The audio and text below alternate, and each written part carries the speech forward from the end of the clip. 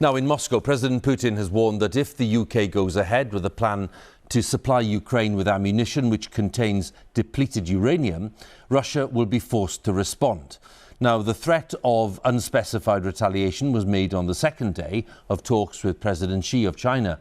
The two leaders have been discussing what's been described as a peace plan for Ukraine, which has been put forward by Beijing. Our Russia editor, Steve Rosenberg, has the latest. Take two world leaders, a dash of Kremlin choreography, and you get this. The symbolism was clear. On the world stage, Xi and Putin, China and Russia are coming together to forge what they claim is a strong partnership.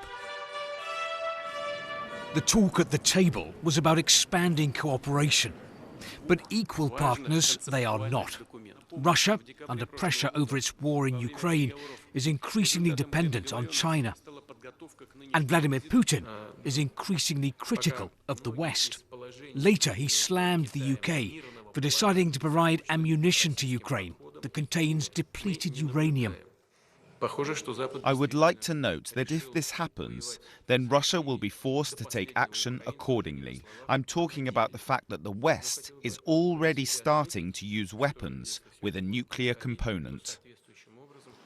Tonight, this warning from Moscow has sparked a reaction from London. The UK Ministry of Defence has pointed out that depleted uranium has nothing to do with nuclear weapons or capabilities. It says it's a standard component the British Army's been using for decades, and that Russia is deliberately trying to disinform. A Chinese peace initiative for Ukraine made little headway. President Putin blamed Kiev and the West. But this is a war he started, and he shows no sign he's ready to pull out his troops. Might Beijing be ready to supply Russia with weapons? That key question was left unanswered. In any case, Xi's visit is seen here as a diplomatic coup.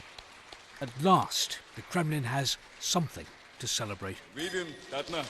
Steve Rosenberg, BBC News, Moscow.